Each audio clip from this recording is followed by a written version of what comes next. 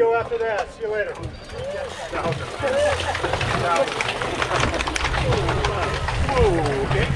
Well, it's been a little bit, but here's finally my first race video of the year.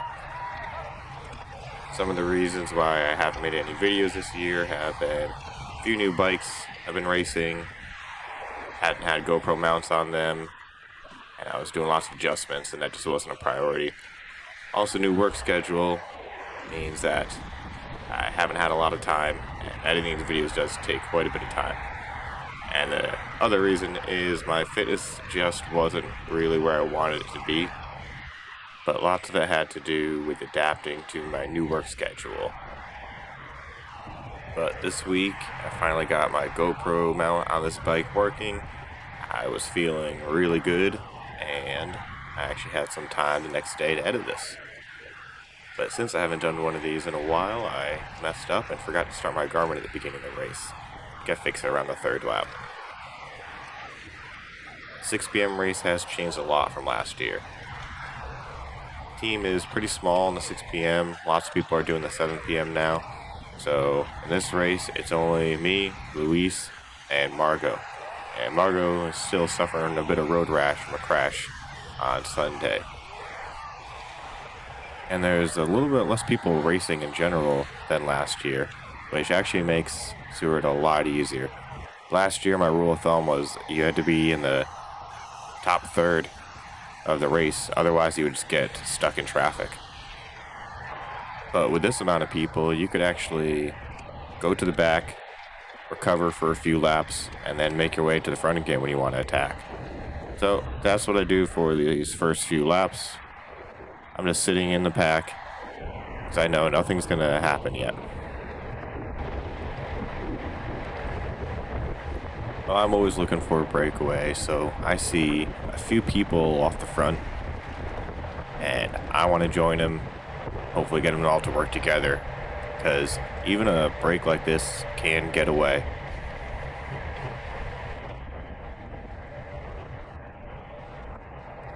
But as I catch up to them going up the hill, I could already see that they're losing momentum and they're slowing down. But I keep my speed up. I'm hoping to signal to other people that I'm willing to try for a break.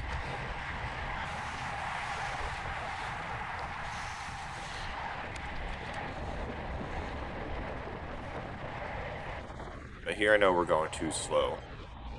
Coming to the bottom of the hill, and we are barely moving. We are in a really bad spot for a counterattack. So I kind of go to the front to pick up the speed, anticipating someone else is going to be coming faster on the right. That's really the only reason I'm moving up to the front. I'm not doing a lot of work. I'm just trying to make sure that I don't get surprised. So again, I let Fount go.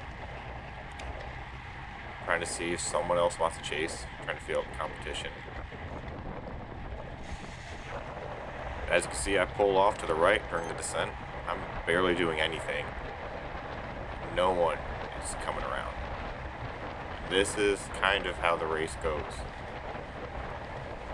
Everyone seems to be unwilling to attack, chase. It just seems like we're all sitting in for the field sprint. It's not my kind of race.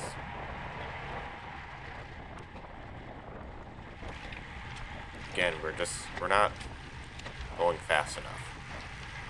No one's really committing to this chase effort, and it falls apart really quickly.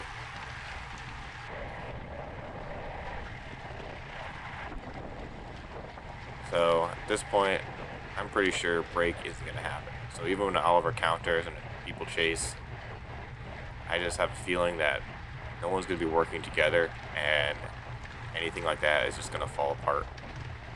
So I don't waste my energy. I'm not going to chase it.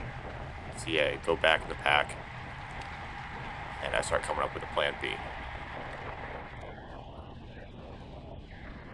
So my plan B is to go for the third preem, and even if I don't win it, hopefully there'll be enough of the gap between everyone else who went for it and the field, and I'll try to make breakaway stick from that. So from now on, during this race, I'm just trying to save my legs for the finish. Which I guess I can go over kind of how I did that during this race. This was actually fairly easy. If you look, my heart rate's really low during this, and that's because no one's really doing any attacks. So I'll wait for the end, kind of go over my strategy for managing this race. So there's a couple critical points. Obviously the hairpin. I don't want to be too far back during that. This slows down a lot. You have to accelerate again outside of the turn, so I would really like to be a little bit further up during the hairpin. As we start the descent, I let a gap form, because I know the front of the race slows down as we start the climb. And if I was at the front, I'd have to grab a bit of brake. And rather than doing that, I just let a gap form. So when the front does slow down, I can close the gap. And also lets me see if there is anyone who's going to do an attack. And I could have enough momentum to join it. So that's how this race goes. During the descent, I drift to the back. I start climbing. I use the speed I got in the descent to smoothly move up. Hopefully to be near the front during the hairpin, and then just repeat.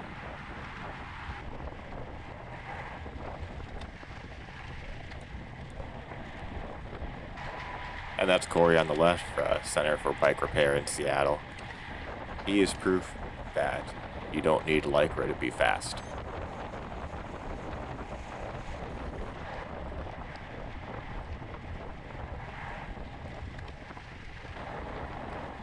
And again, we have a near break here.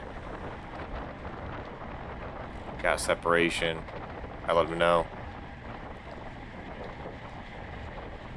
Try to organize ourselves.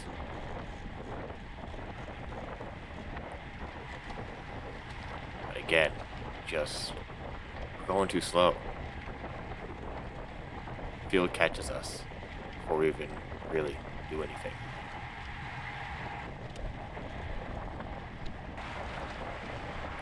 I really don't like where I am right now. I get swarmed a bit, and usually attacks come from the right. And from this position, I can't respond to it. Sure enough, there goes an attack.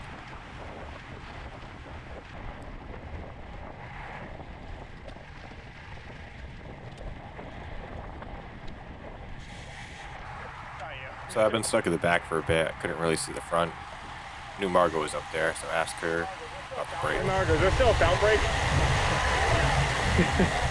And she says it got brought back, so I decide to do an attack. I kind of wish I did it better. See this Apex rider, I kind of thought he was going to go to the right, so I'm not really committed to this attack yet. I lose some speed. And only now do I realize there is room to move around, the front is slow. So even though I lost speed, this attack still gets some distance. And I'm hoping to maybe stay away for a lap or two.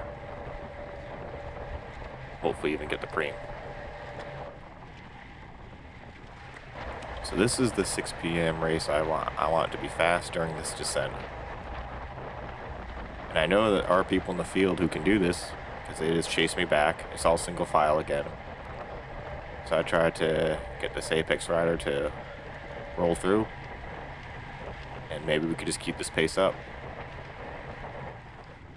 But as he gets to the front, he slows down a bunch.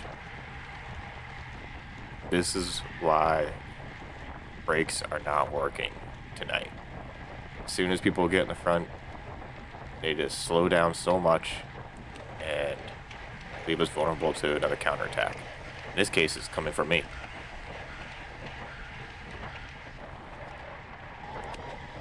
Mark from ACT comes up, and he lets me know he wants to work. This is the kind of race I want. So this is the first time someone actually flicks their elbow in Seward. There hasn't been anyone who's done a turn yet. So I get on the front. And I try to flick Fountain through. But there's just too much of a gap. So I have to fill that in. And it falls apart again. Alright, so this is the final preem.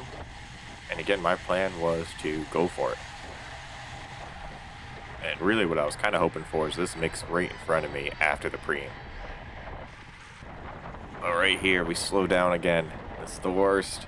We're going to get caught by the field. We're going to lose all of our momentum. And then it's going to be an actual sprint for the preem. That's not the way I can win this. I needed this to be going fast. And sure enough, I find myself in a bad position to respond. And I miss out on my plan. Alright, so plan A didn't work, the breakaway. Plan B didn't work, the preem to a breakaway. I'm now into plan C, which is a field sprint. Usually, I don't like those at all. But today I'm feeling pretty confident. I really haven't spent too much energy. Kind of have a feeling for how the final lap is going to go. Pretty sure people are going to slow down right about here. And my plan is to keep my momentum. Actually launch early.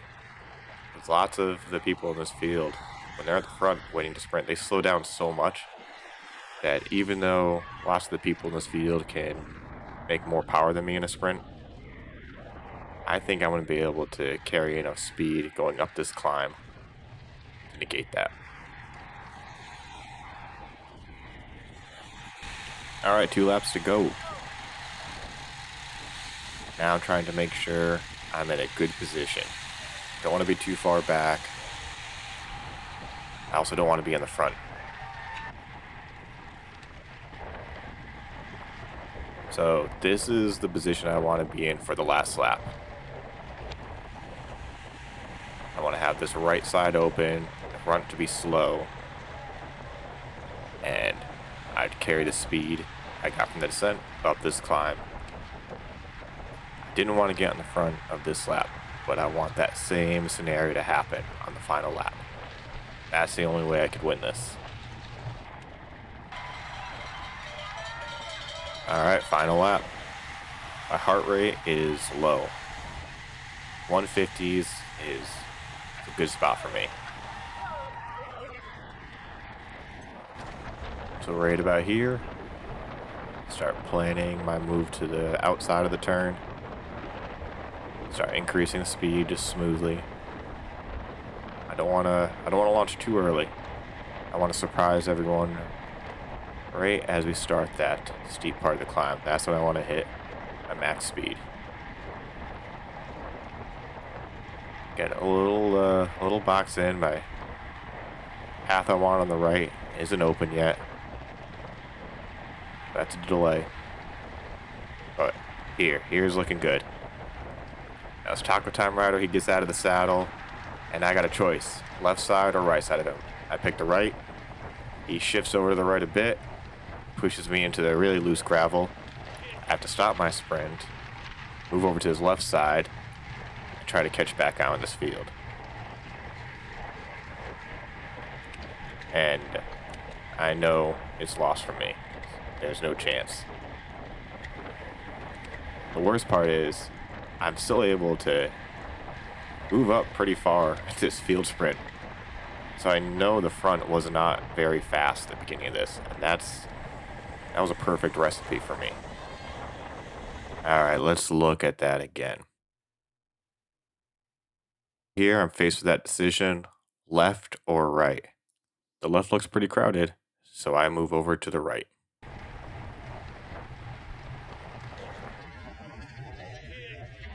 It just isn't enough room right there. That gravel's just way too loose to actually sprint on. This is why I hate field sprints. I would never want to be a sprinter. You wait the whole race or an opportunity, you get one chance for it to work. If it doesn't, it's done.